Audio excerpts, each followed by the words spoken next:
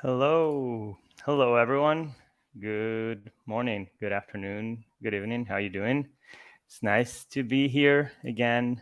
Welcome to EA Live. I am Pablo.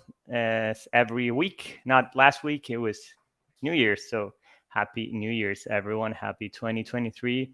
It's first week of the year, and we have another stream, and we're super happy to be here back on the weekly streaming cadence. So this week, it's just going to be me and a featured guest who I'll talk about briefly in a second. We're not going to have Mason today. I am Pablo. I'm a Webflow developer here at Edgar Allan and host of EA Live. We're always hosting together with Mason Poe, founder of Edgar Allan. But this week he's not going to be with us, so I'm going to be having a heart-to-heart with our featured guest today, someone whom I know from the past. So it's going to be fun, and I'm super excited to have him here. As always, you can follow us on Twitter at Edgar Allan Co. We are there tweeting every day. As long as Twitter continues to exist, we'll be there. And you can hear or read about the news and the upcoming streams there as we do these every week. So yeah, just go there. Also, you can subscribe to the channel if you're watching this on YouTube. So you can just click on the subscribe button, and that's great because every week you're going to be notified that the new stream is upcoming, so you don't miss them. But you don't have to watch them live. And we always thank everyone that's coming live to see these streams. It's really fun to be there on the comments. We have some people already. We have Dale, as always. Hi, Dale. Thanks for joining us again. We have Felix. Hey, how are you doing? We have Kevin. Kevin, I don't think I've seen you here before, so welcome. It's nice to have you. We have Fernando too in the chat. So some regulars, some new people. It's really great. So but you, like as I was saying, you can watch this on demand too. We always just publish the stream later.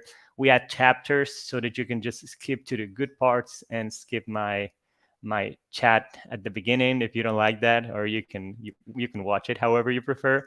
So just know that if you subscribe, you'll be able to see these after the fact too on YouTube. And yeah, so that's sort of the intro. And like I said, this this week, sort of starting this first week of the year and into this quarter, I would say we have a lot of content planned out.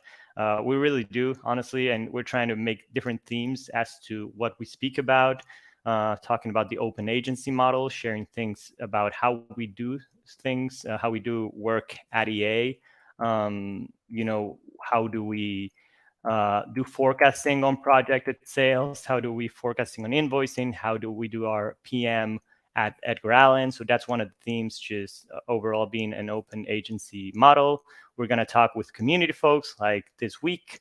We're going to be talking about pricing and client pricing, both from the agency perspective and from the client perspective. There's like a lot of great stuff, streams coming up every week, and we're just planning out the whole agenda for the next couple months.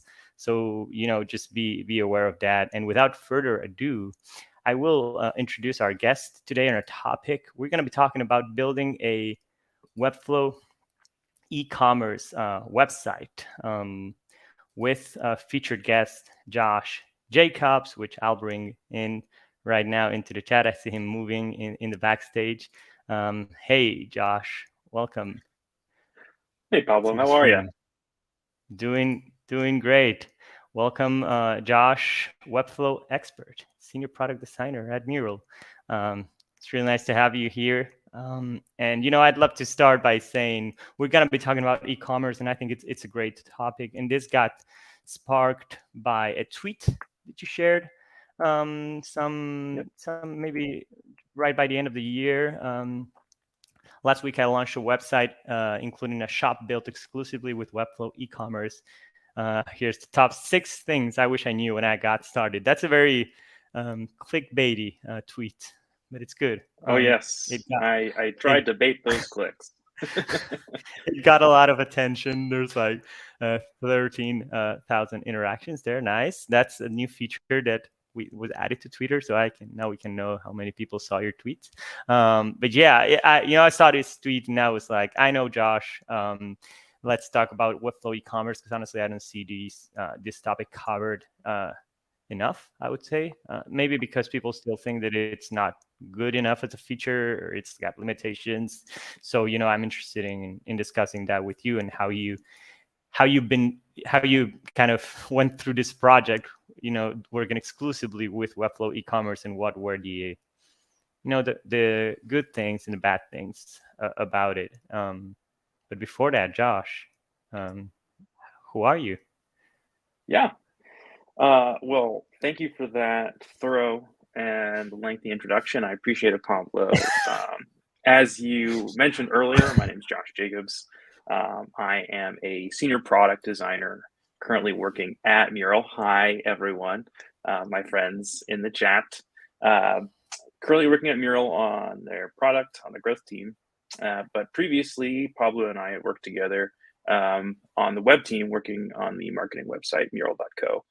Which was recently relaunched with a new aesthetic, a new visual appearance. Highly recommend you all go check it out. Beautiful updates done by Marius and the rest of the web team at Mural. But that's not what we're here today to talk about.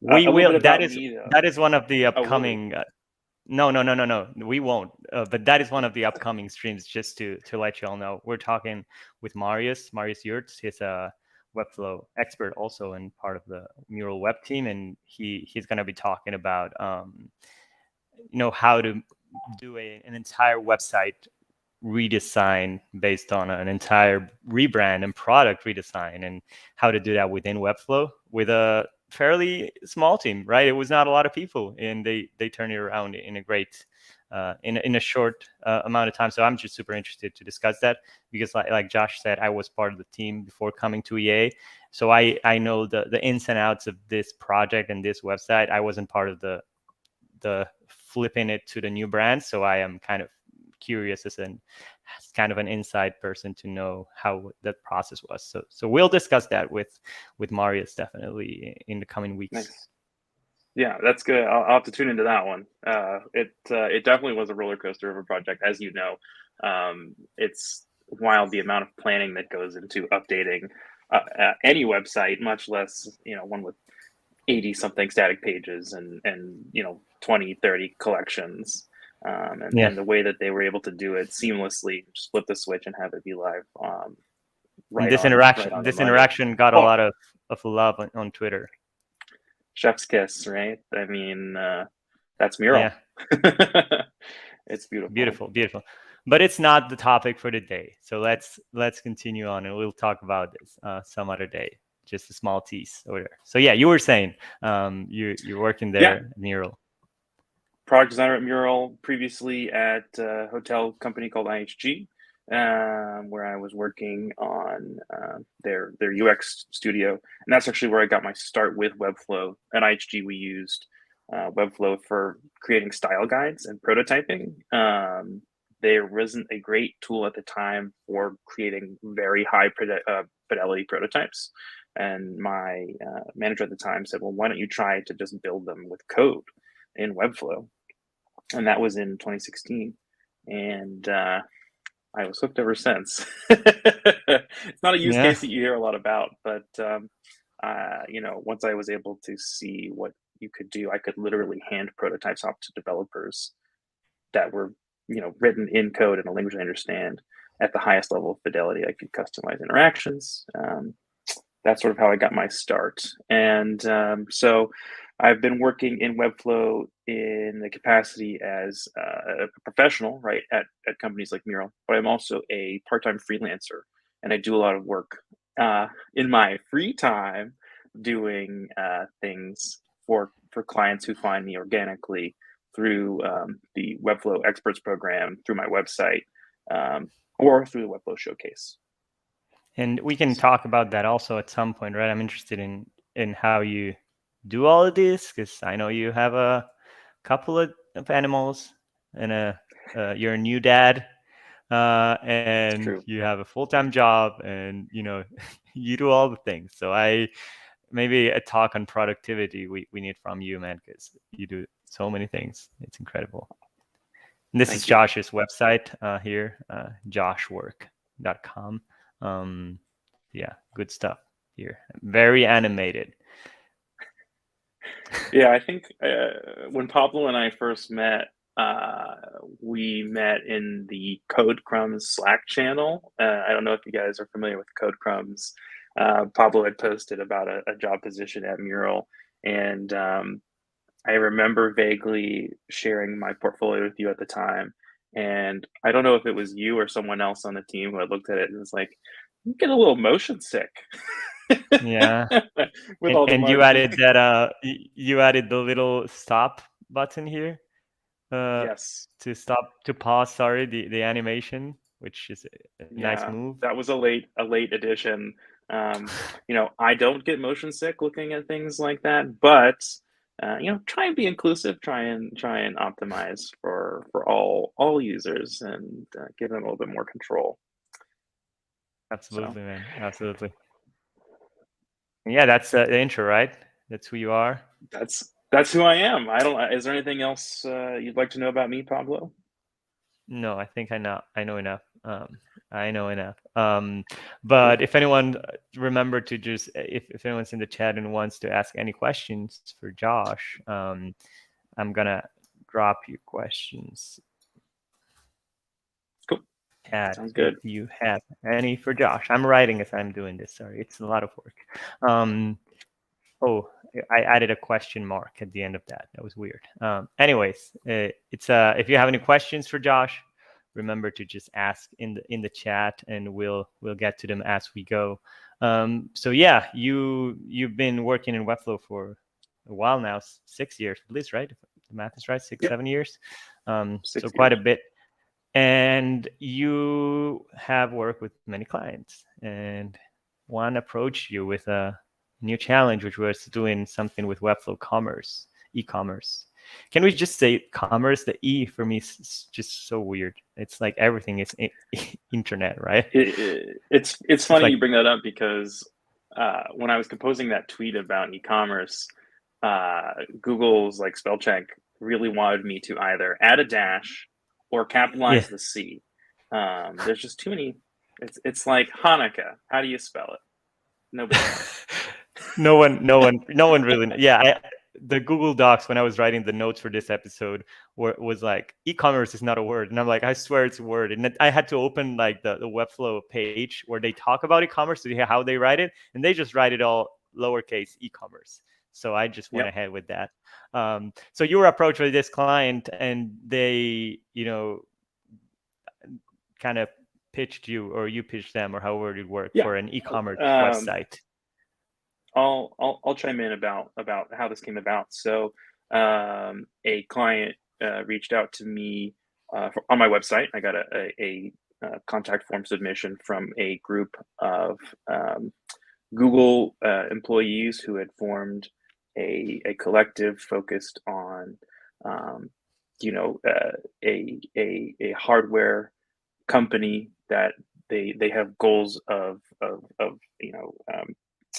helping to change affect climate change with hardware in the home.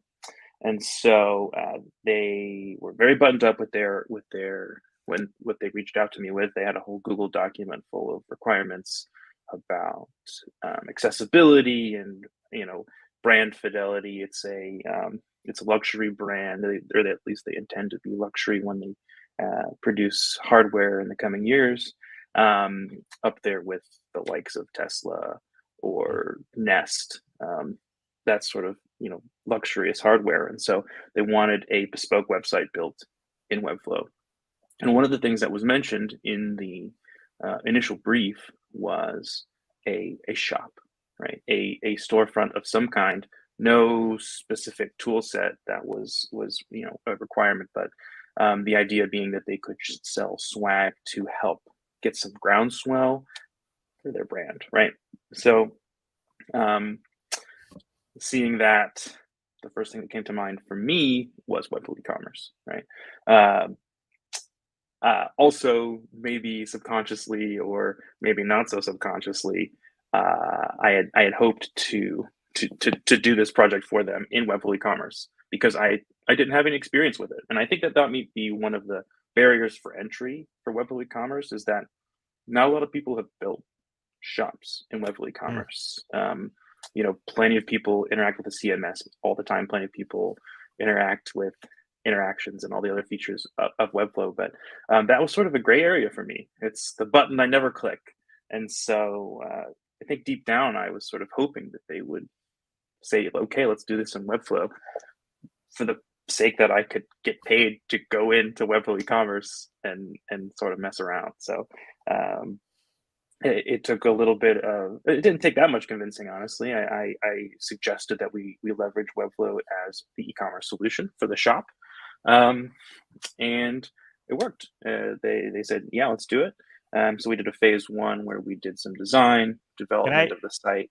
Can I Yeah, stop you there for a minute? go Because ahead. there's a question from Fernando here, which might kind of fit well with the moment of the process of which you're talking about, which is I'd like to know, when would you consider Webflow e-commerce plan instead of Webflow enterprise plan? What variables should I take into account for this decision? CMS items, speeds, products. I guess you're opening the pricing page now. The plans Yes. page, because if you don't have a great answer, that's okay, but I was just curious because when you were before you started building out the project, I guess you looked at the plans and were like, what the hell, Yeah. what do I need? Uh, this is a great question. I think that it was a bit of a no-brainer for us to go forward with the e-commerce plans because we wanted to leverage that functionality. But I didn't actually do any of the setup of the plans for this client. They were pretty, um, you know, solid in their knowledge of the web coming from Google. They're very tech savvy. Like I also didn't have to set up any of the DNS. They did all that for me, which was abnormal for a client, but I liked it.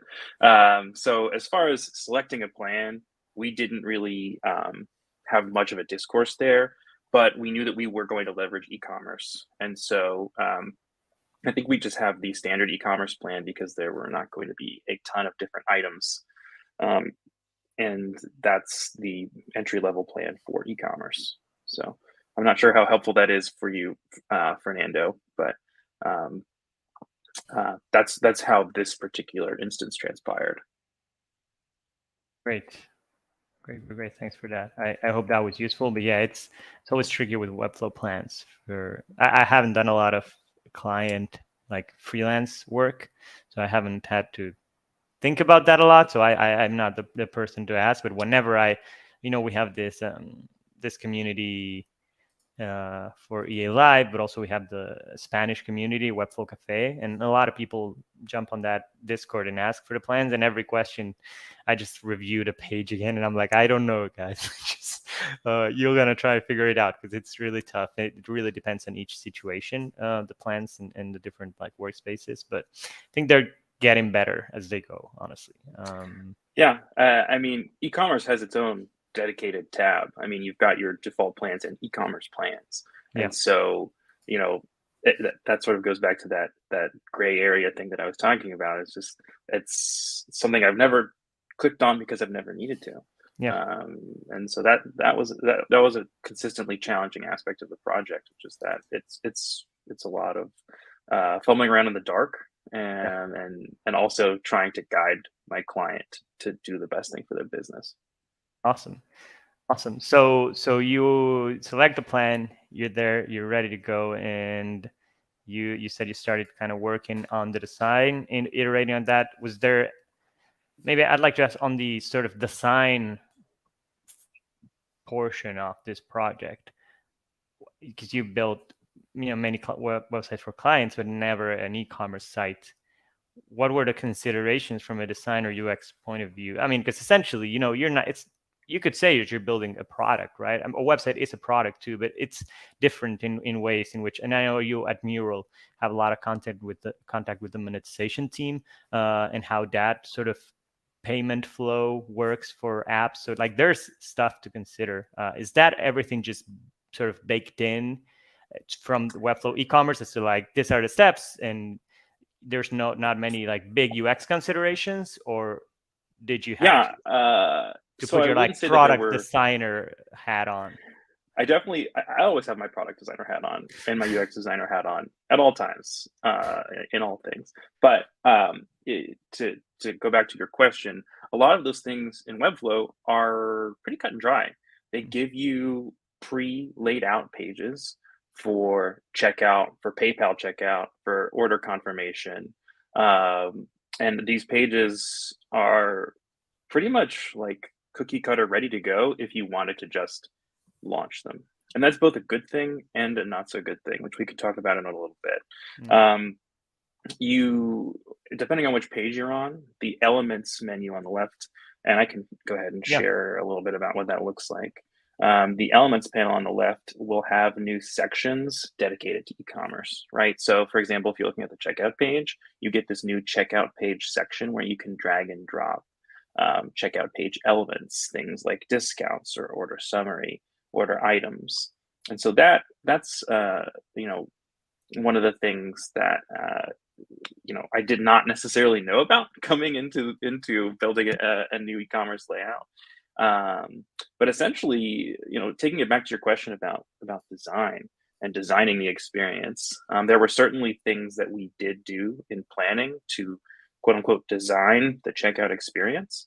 But at the end of the day, I sort of had to work around what Webflow was giving us. They give you these Mm. blocks, they give you the built-in error messages. And this layout with stuff on the left and a sticky column on the right was more or less what was here before, just skinned Mm. to be the brand. Okay. But Even I the stickiness was there. So it was like uh everything it was. it was. It Yeah. was, yeah. That's Hmm. interesting. It's like they're trying, because I know, well, I don't know in the US what's the market there of like online shopping, sort of e-commerce platforms, because I know in Argentina we have like very specific products that are like Webflow, but it's just for e-commerce websites, right? It's like a service that builds e-commerce websites, and you just Yeah. connect your stuff. So I guess there's things like that in the US, right? And those are like every time you go to a shop, like an Instagram shop, it's like every shop is the same because they're using this same service. And like you say, it's not great, but also I always know what I'm gonna get when I go into one of these Instagram shops, because everyone's using the same service and it's the same interface. Yeah, I think it's a very saturated market, right? There Yeah. are a lot of tools that exist for building e-commerce platforms, and that's Yeah. not a bad thing because the patterns are being refined over time by users and by these products to get to a place where things are expected. You have you provide some information, you give your email, your name, whatever, you give your payment information, and maybe you have like a modern method of payment like PayPal, Apple Pay, what have you. Um, they confirm what your order items are, and that's that's it. I mean, if we were to build something like this from the ground up, think of all the UX implications. Yeah. Think of all the things that you'd have to consider. Even Yeah, things just like the error even error messages. Yeah, I was. Oh man, Hmm. we've worked together enough.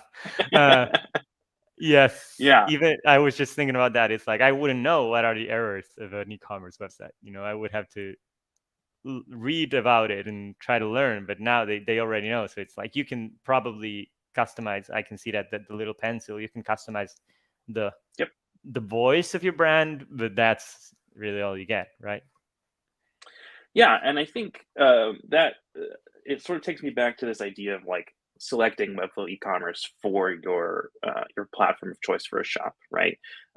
The reason that most folks would select Webflow e-commerce is because it gives you bespoke control to build an extension of your brand, right? Which is one of the reasons why I think my client was so excited to leverage Webflow e-commerce, Mm. was because we could make the shop look like the rest of the website seamlessly, as opposed Mm. to having a third party link where you just click a Yeah. CTA and it takes you to a new tab that doesn't look anything like the experience you've come from. So if Yeah, you're building a brand, or you you would want it have to to be work cohesive. super hard to like make it look like it, or you Exactly. probably couldn't on some places. So it makes sense to just use the same sort of native functionality. Awesome. So on design sort of UX considerations, not many, just Yeah, it's skinning it up.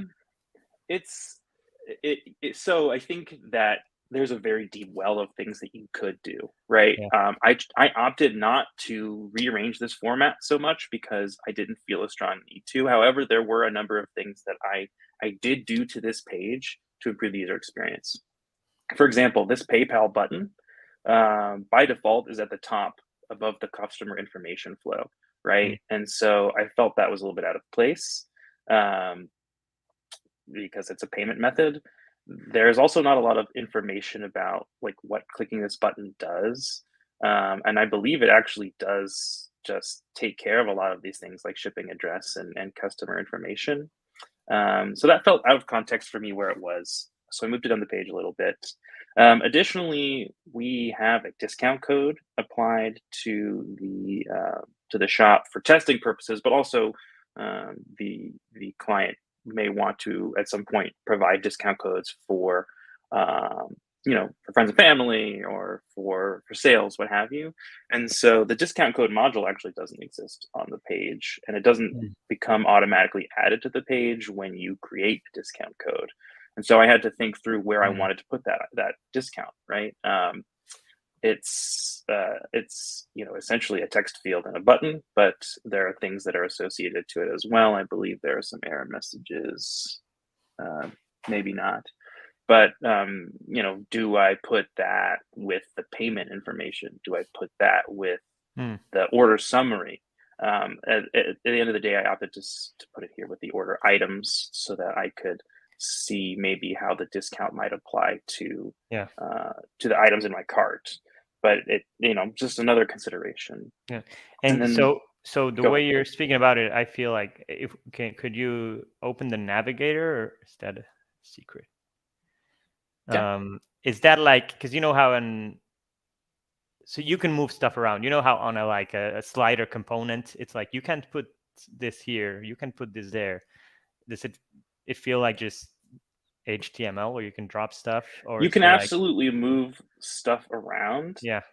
You cannot nest certain elements. Mm. For example, like I really wanted to include this email field with the rest of the customer information. Mm. But because it's broken out into these checkout blocks, Mm. um, it's got its own sort of section. And so there are limitations there that were a little frustrating to run into. Also, by default, um, all of this all of the elements on this page and all of these sections had default CSS padding and margins Mm. and things of that nature that I had to override. Yeah. The reason I think that they have all of that stuff is so that you can just, you know, start from nothing and Yeah. you can just launch it and add your CSS later, but making this feel like a bespoke experience where the padding and margins, the grid system all matched the rest of the website was actually more work than I expected it to be. Hmm. So that's something to keep in mind. There's a lot of things that I had to add custom classes for that I was not anticipating to have to do. And Yeah. I actually used the knockout framework to build this website. Oh, really? I did. And it was great for everything else, but I had to create a ton of custom classes for some of these blocks, for example, because I had to overwrite a lot of that custom default CSS that already existed to match what was on the rest of the website. Nice. Okay. Okay. So a bit of more work than expected. Also, first time you're doing it, so Yeah. I don't Yeah. think that's too bad. But overall, and before we jump into, because I'm curious to know about like some of the things that you brought up on your Twitter thread that we mentioned at the beginning, which sparked this whole idea of this stream on the sort of design end of the house. Other than a lot of work, which tends to be the case every time, was there any other major things to call out? The designer From experience?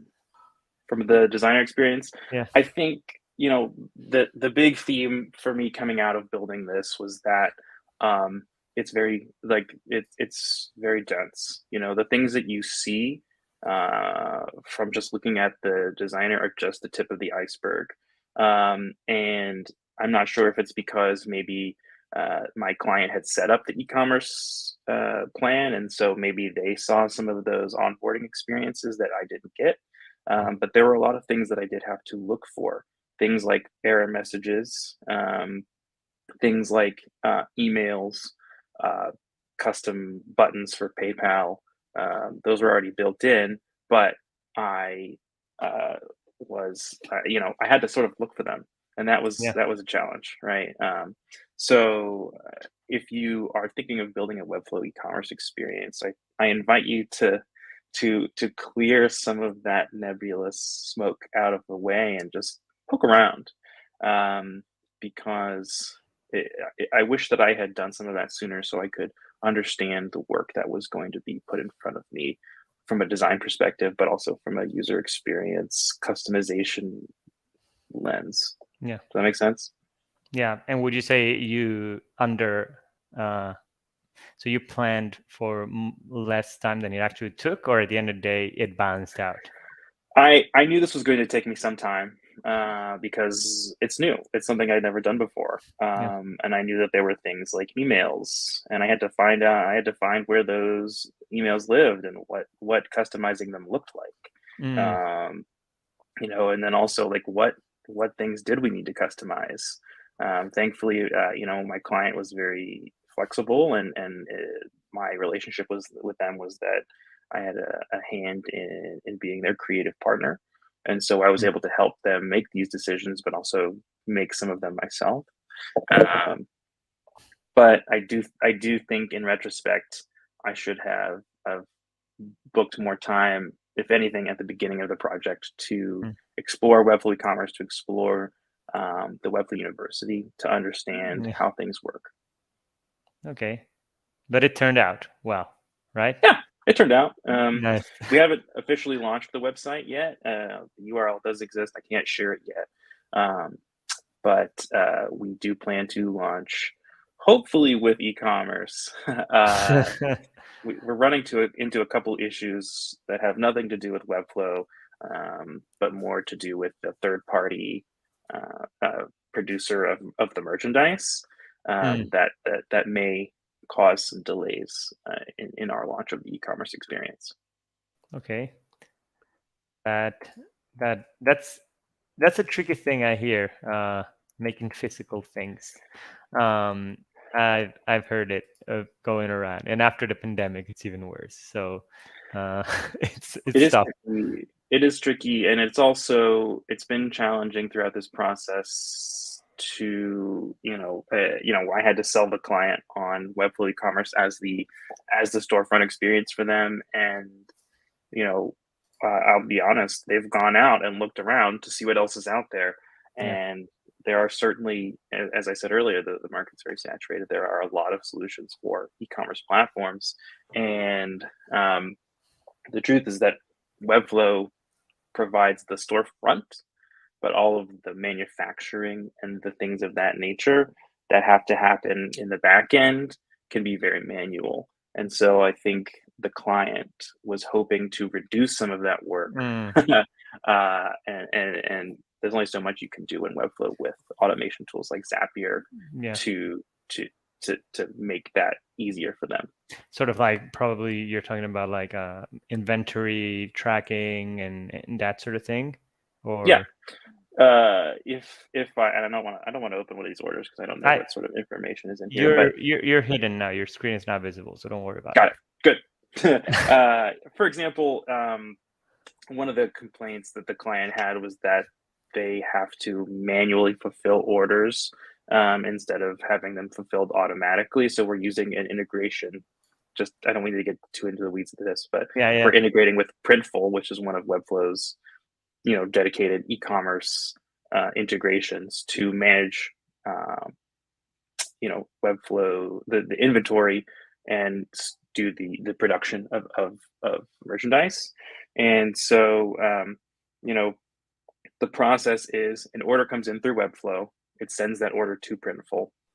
We have to manually tell Printful to complete the Mm, order if something goes wrong, and then go back to Webflow once the order is shipped and manually confirm that the order has been fulfilled. mm, And I think that that's not uncommon.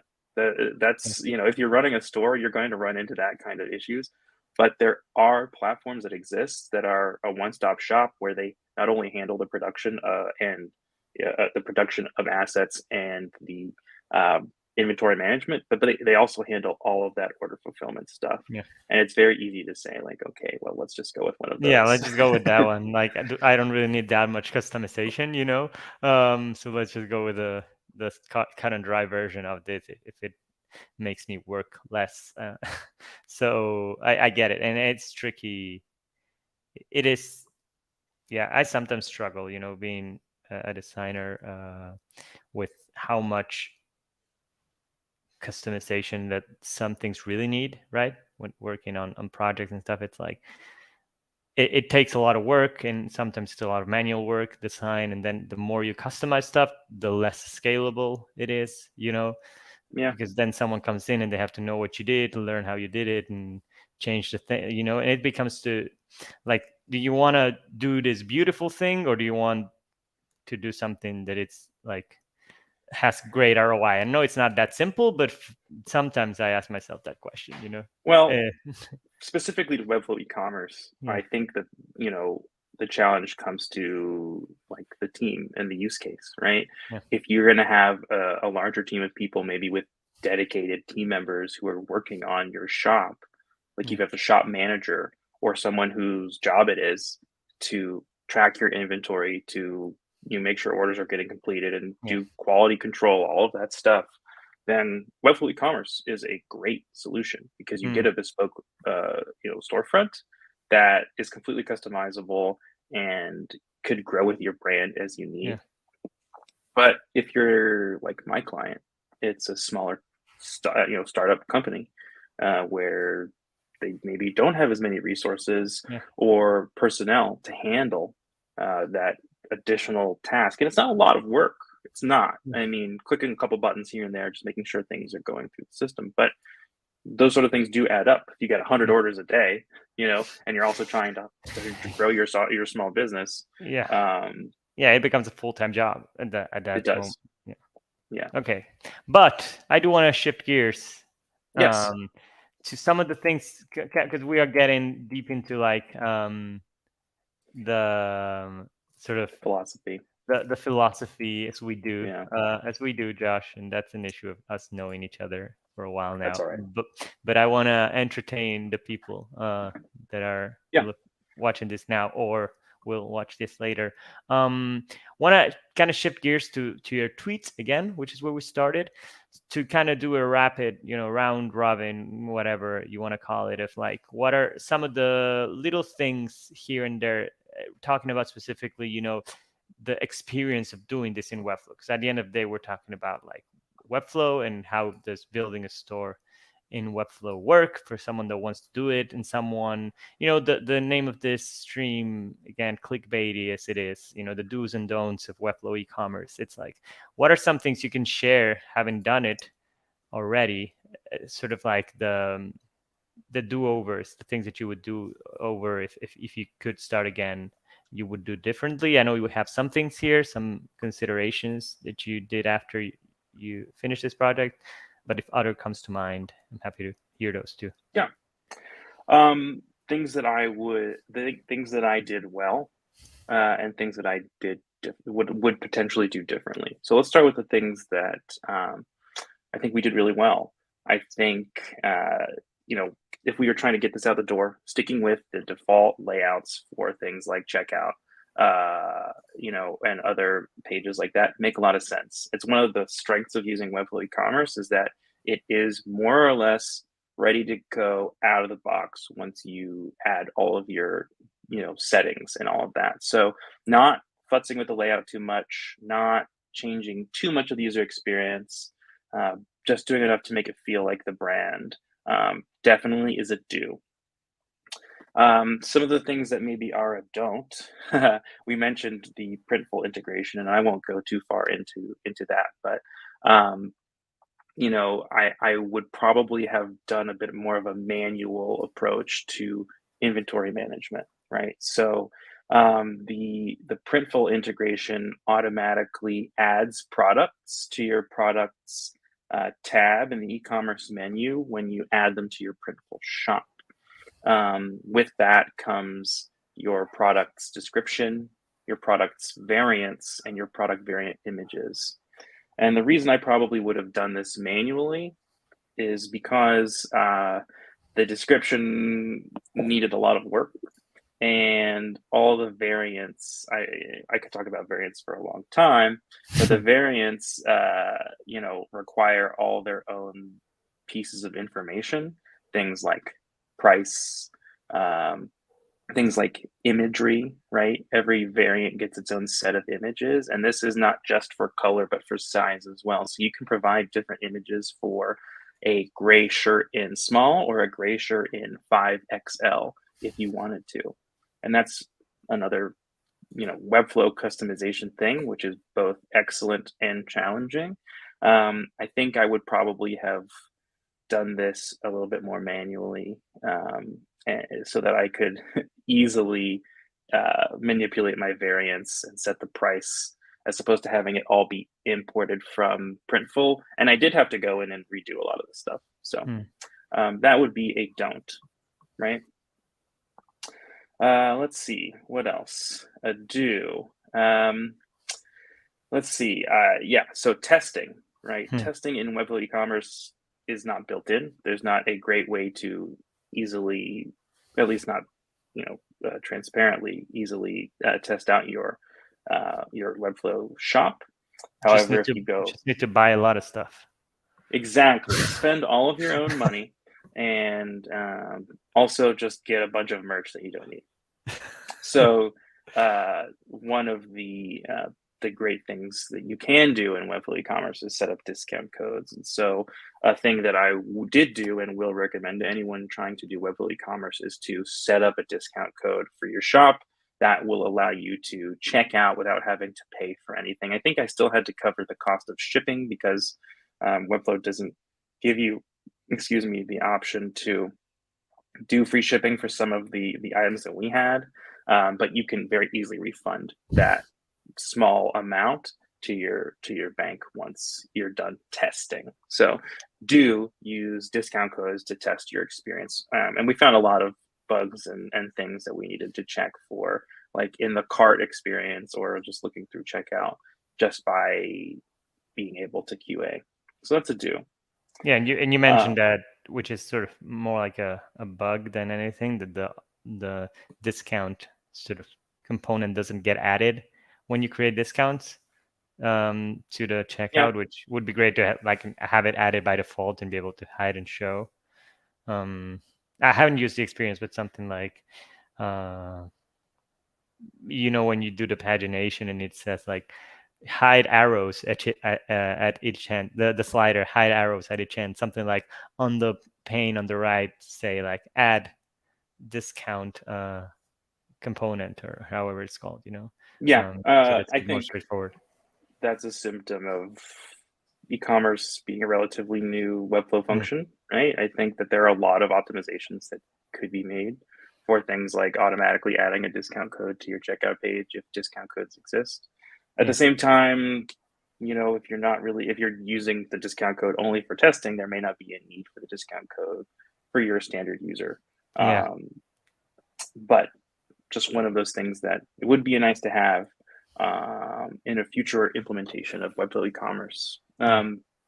As in that same vein, we talked a little bit about product variants, and product variants in Webflow are super strong. They're very strong, and they give you a ton of flexibility and customization for not only the color ways, but size ways. Can I show your screen? Please. Yeah. Okay.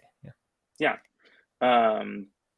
So product variants allow you to, on your product page, for example, I'll go ahead and just go to the product page and I can show you sort of what that means.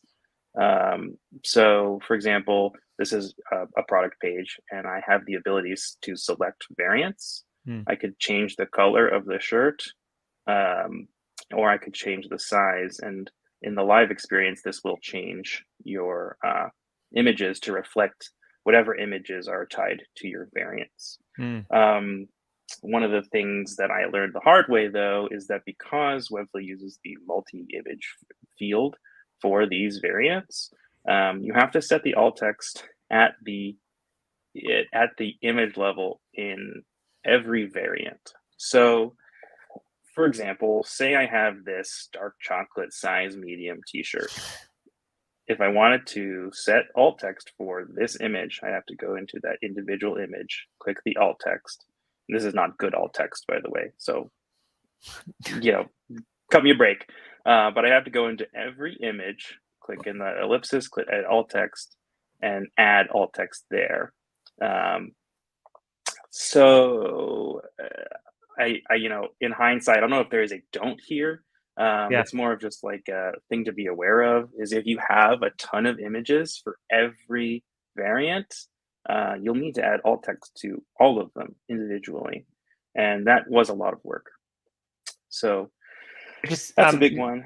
not to be an alt text apologist or whatever, but it's like it's a shirt, so couldn't like it's a shirt in different sizes unless you're doing something like super different, right? With each image, which I don't think you would. I think the alt text could be almost the same for each, right? And like Well, if you're showing like the detail of the, I don't know how the pocket is like detail of pocket size XL, and then you can just do that size L, size S. I don't think it's a weird UI, I think, and how you have to click into each single image. I think to your point, there might be some solution to this where you could override the alt text with how with regular images you can say get alt text from a CMS field. Perhaps it's something like in the page settings where you could hypothetically say like, okay, alt text is product name, comma, product size. That alone would mitigate a ton of work. And I know that, and I agree with your sentiment that like it doesn't have to be crazy detailed alt text, but I kid you not, Pablo. I think I did some math in that tweet where I said, if you have 3 colors and 5 sizes, and 4 60. images per variant, that 60 would be unique 60, sets of alt text. 60 unique sets of alt text for one image, for one product, right? Excuse me. And that's a lot of work for one product. And imagine if you had 10 products, that'd be 600 sets of alt text that you not only have to write, but then maybe manage if things change. So something I wish I knew going into it, right? Something That's I wish I knew. More of a feature request than anything, I would say. Well, but it's a very powerful tool. You can create bespoke alt text as opposed to just having to work with whatever third-party solution provides you, which might not have any alt text at all. But with great power comes a lot of work. Absolutely. I love that. Well, and we're kind of closing in on the hour here. We have like 5 more minutes to go, and I don't want to run long. Is there any? I think you gave all your wisdom, but is there any final words of wisdom as to like how to just, I don't know, anything to send people off? Yeah. I'll close this out in a similar way that I closed out the tweet. Webflow Ecommerce is a very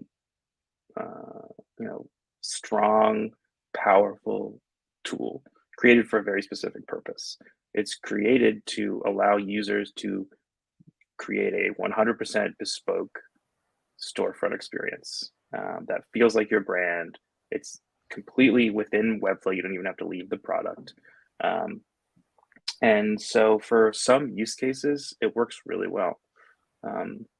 If you're trying to sell this tool to your clients, I highly recommend just opening up a new Webflow project and starting up an e-commerce experience on your own, not for production, but just so you can see what all is involved, not only for you as the designer, but for your clients and what they will need to do in order to keep that shop up.